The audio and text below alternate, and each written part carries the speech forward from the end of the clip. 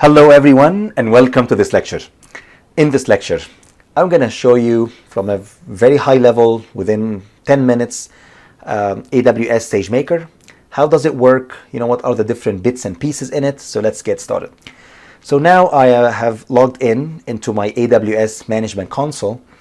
And if you go here to services, you can simply go to machine learning and you can select Amazon SageMaker, or you can just type in SageMaker and select it. So if you click on Amazon SageMaker, and that should open the service for me. So here we go. So here is an overview. And here I have, basically I'm in the dashboard, and you will find that SageMaker kind of covers the entire machine learning workflow, starting from labeling the data. So let's say if you have images and you wanted to label these images, you can leverage Amazon SageMaker ground truth, and you can start a labeling job. You can actually outsource labeling, and you can use what we call the mechanical Turks, basically labelers all over the world, to label your data.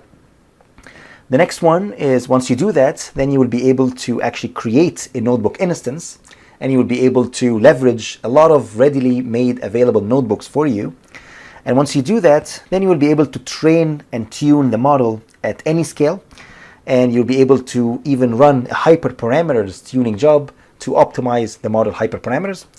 And once the model is trained, once we have all the weights of the network are frozen, or let's say the model is already trained and everything is good, then you will be able to take that model and just create an endpoint to make inferences. So you will be able to invoke that endpoint, and anyone can literally go ahead and make predictions based on this endpoint. You can also, as well, if you want, you can you can also buy any readily available model for you from what we call it AWS Marketplace, which is again pretty amazing feature to have. Okay, all right.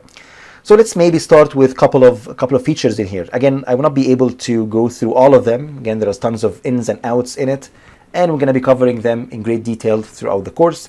But let's start with a basic one. Let's say a labeling job. So you can go ahead in the labeling, and you will be able to simply here say, I want to go ahead and maybe create a labeling job. Okay, so you will go ahead, create a labeling job. You can simply give it a name to the job. You can specify the source of your data in S3. You can specify the location here. You can specify the IAM role, which is simply the level of access that you want to give to SageMaker.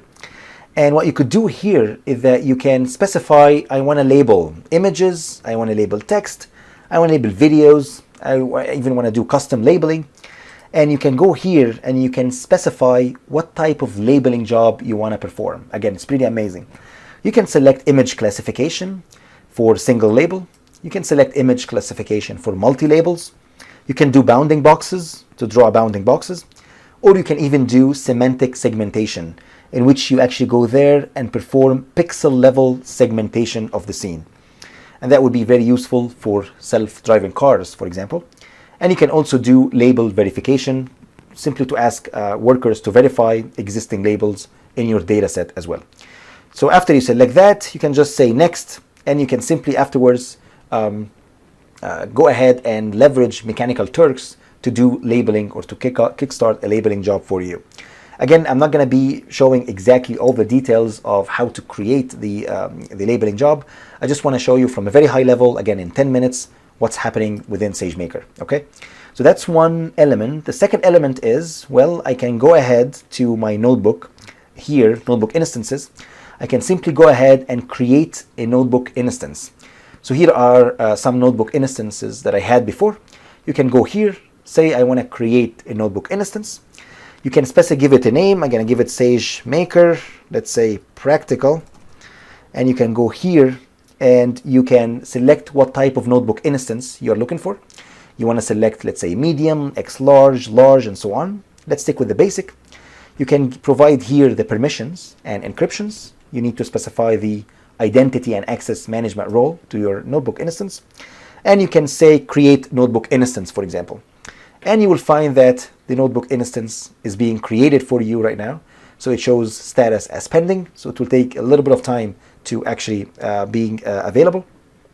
But once it's available, then you will be able to go ahead and kickstart a Jupyter notebook in there. So you'll be able to write Python code. You will be able to upload your data. You will be able to do whatever you want. Everything, again, is leveraged in the cloud, which is pretty amazing. If you go here within the training, you can check out your training jobs. So these are the training jobs that I had before. You can go ahead and say, I want to create a training job. And then you can specify the job name. You can give it any name. You can specify the IAM role.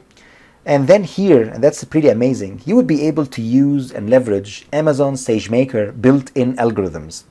So you can actually go here and select, I wanted to select maybe XGBoost algorithm. I want to select an object detector algorithm, or K-means clustering, or principal component analysis. Again, pretty fascinating. All these algorithms are already created for you.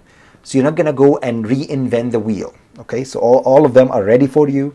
You just need to use them and tune them accordingly.